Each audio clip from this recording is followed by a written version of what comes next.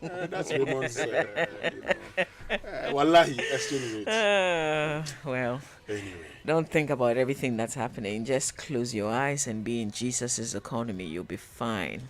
All right, let's do our Drive Safe campaign. It's brought to us by Joy News and Multimedia Group and supported by Toyota Ghana Company Limited, Toyota Superior Quality and Imperial General Assurance Solid Protection.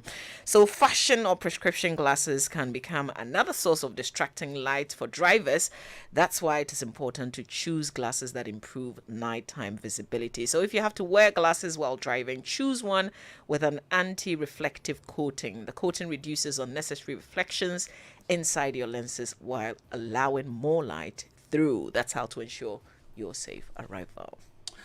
Great. So let's learn how to say it right now. Brought to us by Kingdom Books. At Kingdom, quality and affordability are their hallmarks. Something must be done. Here's a new word: verisimilitude. VERISIMILITUDE.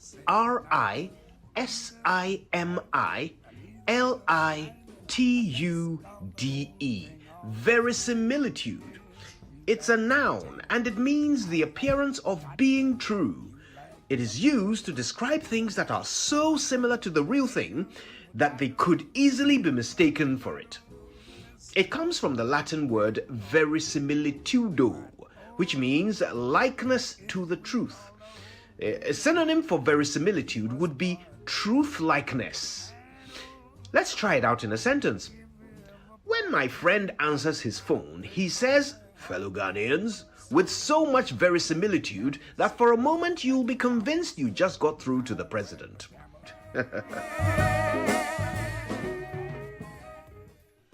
Right, so that's how you say it, right? Let's get to the news review here on the Super Morning Show, brought to us by Enterprise Life's Family Income Security Plan. Enterprise, your advantage, Access Bank, more than banking, and CompuGhana, passion for technology. But before we get into the papers this morning, the president has been speaking. He's in Ashanti region, and he's been addressing some of your concerns, including one, a reshuffle, and two, the sacking of Finance Minister Ken Oforiatta. Listen to the president first, and then we'll take you to the United Kingdom. So you hear from their Prime Minister. So you have ministers in the government have been performing like this. And if they are performing like this, what is the reason why a president is just going to take his green ink and say, "We'll make sure with No, that's any deal. So, be tell you, Padia. That's a reshuffle, dear. Unya Bew. Yes, Say your Majuma not so within dear. Once the same names, the same which now. send so many messages because there are several people who have left my government. And Ghana, before cancer, yeah, you to me, reshuffle. What is it? Is it that there's a reshuffle? They're not performing. There's the output is not good enough, or what? What is it that, or is it just some people are looking to replace them, or what? I don't understand. Like some of the senior ministers of my government, the agriculture minister is behind me, the roads minister is here, the trade minister is there. These are some of the major pillars of my government. For me, their performance in my first term was excellent. Let me use that word, excellent. And that is why I had very little difficulty. Look at what has happened in our agriculture. That through all of these, there is no shortage of food in Ghana. That's not the case everywhere. Yes, the prices of food stuffs have gone up a lot. But the supply, the availability. You go to the Trade and Industry Minister. Today we're talking about this 1D, 1F. The numbers of industries, factories, roads. I don't think there's been a road minister who has a record like Owusu-Aboagye. There's nobody. I want anybody to come and tell me what road minister in our country has put together the package of roads that Owusu-Aboagye has produced in these 6 years that we've been in office. Nana Minister, Finance Minister. What is so special about him? I came to office in 2017. Good. Under an IMF program, which Emmanuel Biden said,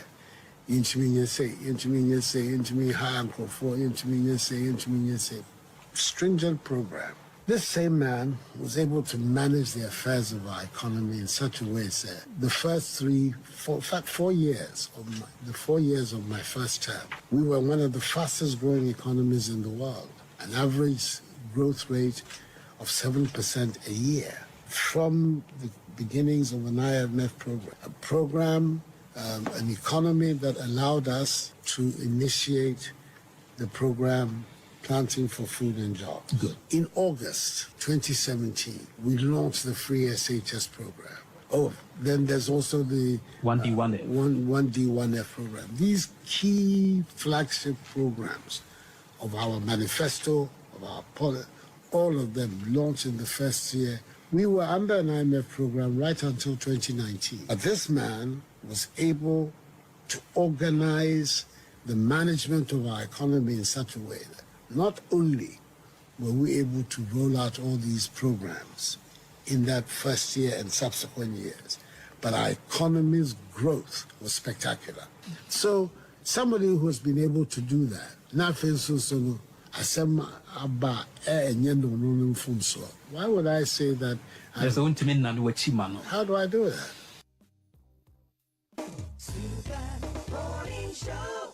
Well, so that's President Akufo-Addo speaking on Otek FM in Kumasi. You can actually get onto our social media pages, Facebook Live. You can get the video, and also on YouTube. But let's go to the United Kingdom and listen to their Prime Minister responding to concerns about the economy over the last 3 weeks. I recognise we have made mistakes. I'm sorry for those mistakes, but I've fixed the mistakes. I've appointed a new Chancellor. We have restored economic stability and fiscal discipline. And what I now want to do is go on and deliver for the public. We were elected on the 2019 manifesto. I'm determined to deliver on. Right, so Raymond, that's Liz Truss. She's been acknowledging her mistakes. Part of the things she's done is to let the Chancellor, the Finance Minister, go. She says she adds herself to it, and the Finance Minister. And so one person had to go. The Finance Minister, Kwesi Kwarteng, is gone. But in our country, Ghana, we're looking at the performance of Ken Ofori-Atta from 2017 took us out of an IMF program. And someone sent a message this morning that says that, look, in 2017, the IMF had actually predicted our growth rate, which is true. We're under an IMF program till 2019. And so some analysts have actually argued that the only time that Ken Ofori-Atta had a free hand to manage the Ghanaian economy was post-April 2019. And this is where we find ourselves in 2022. Can we then say that this man has performed so well that the president cannot turn his back on him? But the evidence on the ground shows that if he had performed so well, what conversation are we having with the IMF supporting other countries? If he had performed so well, why are we having debt sustainability conversations in this country? Why the debts, they came from heaven, or they somewhat metamorphosed from some other range? In 2016, our debt at 120 billion. As we speak, we're over 400 billion, in fact, depending on who is actually doing the calculation. So, in all fairness, the president can consistently, and let me just sum it up this way. You see, what you heard from the UK and from the Republic of Ghana is the difference between a functioning democracy and one that is pretending to be a democracy. So it has nothing to do with the people in the country. It's just the standards are so low in one that leaders say anything and anything at all, especially in these times. But others admit their mistakes, they work at and promise that they will fix it. The other ones, even with why? The cost of living in this country is the clearest indication the economy is not working. So let nobody make it look like the economy is working, but the rest of us are not seeing it. The president himself listed the price changes and all the other things there. It didn't happen because all of a sudden we just dropped from a different planet. People made deliberate choices, policies, decisions. Some of them did not go well. And we are not the only country that's still suffering from COVID or whatever is happening in the world. Why are we receiving the heavy impact of some of these things like other than other countries. Because Check around us. Which of our neighboring countries have the same inflation as we have today? no, So, I mean, sometimes when people are angry, when people are struggling, when people are actually with a lot of difficulty, real leadership is the one that can assure them that we can do something more fruitful about it. Not one that pretends that all is well and that, oh, I'll not make any change in my government. Luckily for the president, we're in a country where the decision to actually choose leadership belongs to him. But he's forgotten the power to do so was given by the people. In any case, if he feels that his decision to keep them is so strong, he should put it to a referendum. Let's decide which ministers should stay in this country. well, you know that is not going to happen. You know the president is not going to put that to a referendum. I mean, we've even not been able to put the election of MMDCs to a referendum because the president wants to be done on partisan basis, and we've said we don't want it on partisan basis. At least he should let the various institutions that do survey do a similar and show him whether or not the people want that.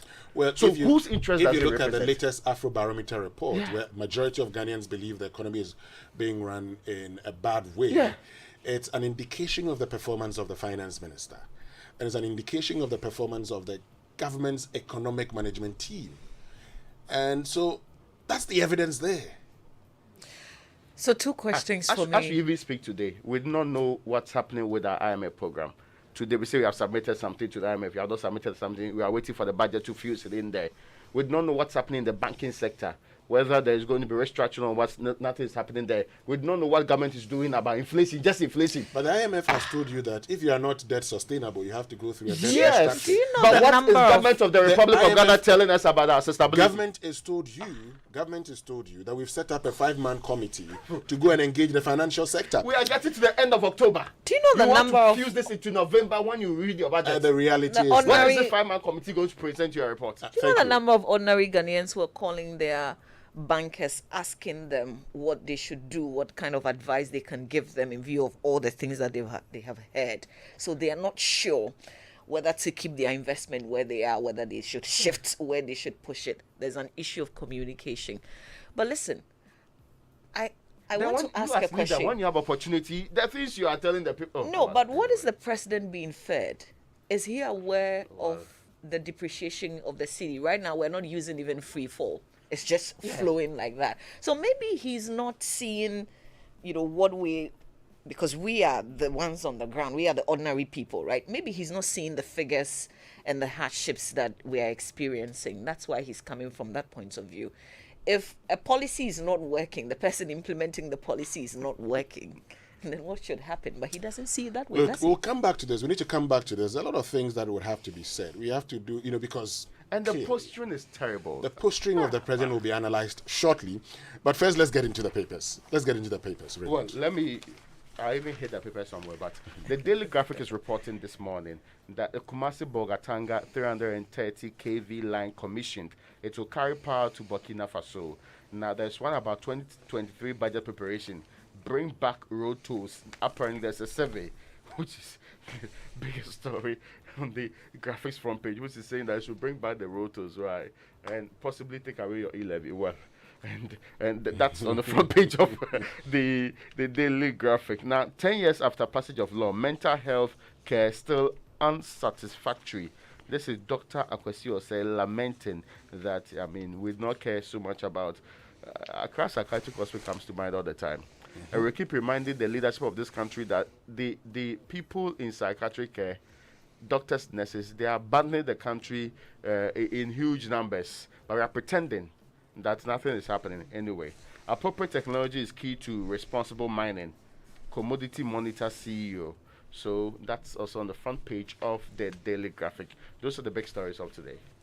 All right, let's do the Ghanaian Times newspaper. Fight against galamsey, ban small-scale mining. Religious leaders demand immediate action to save the environment. Well, this is the kind of pressure that we needed. It's taken a very long time, but thankfully they're on board now. It's just some other aspects of the activities that people have been commenting on, I think, what is crucial, especially with yesterday's press conference, the thoughts of the church leaders. We need a lot more pressure on this. My frustration with the fight against Galamsey is that we know where we are. We know what needs to be done.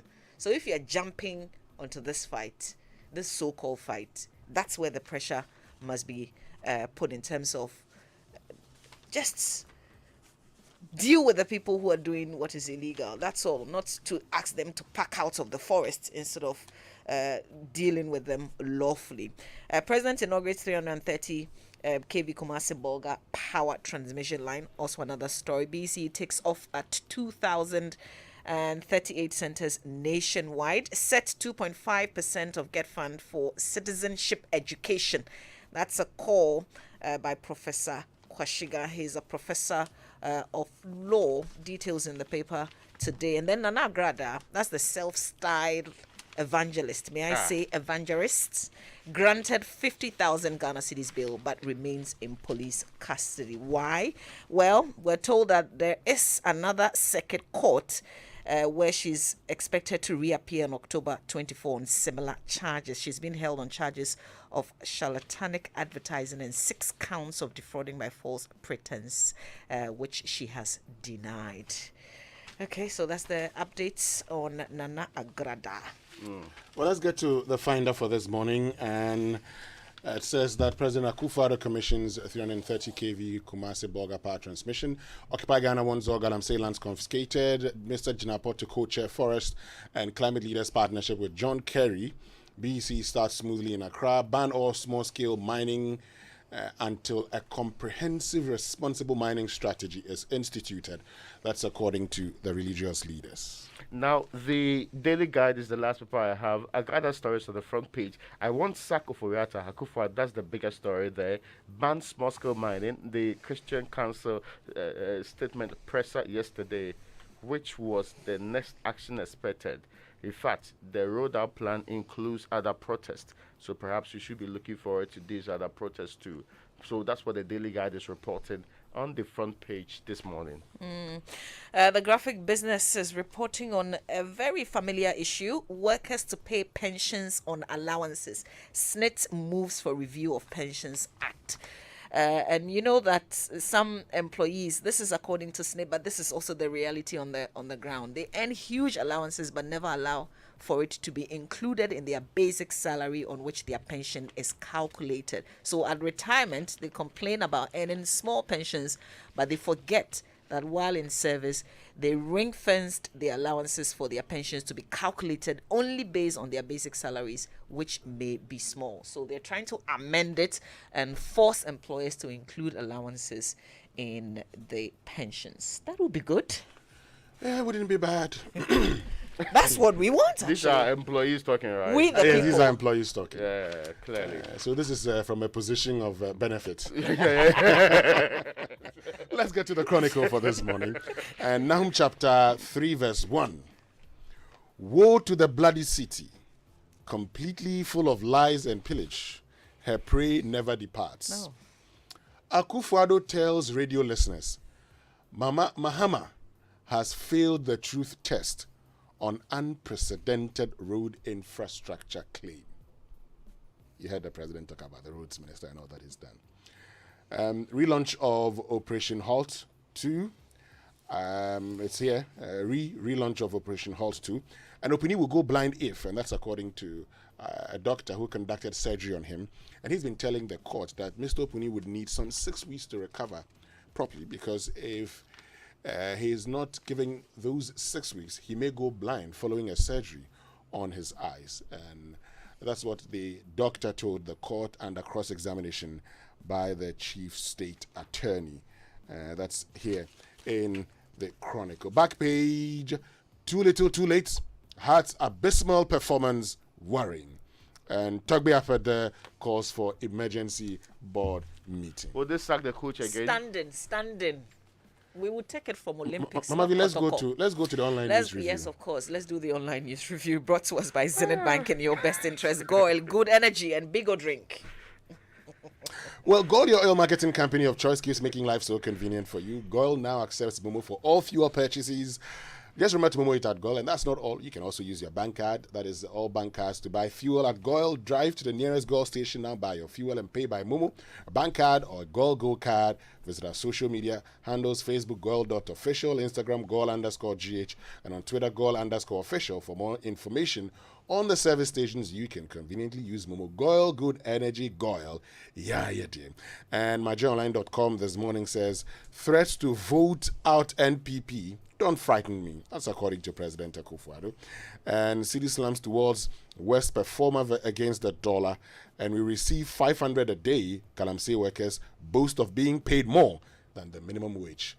Well, time now for the BBC News, which is brought to us by Fidelity Bank. Believe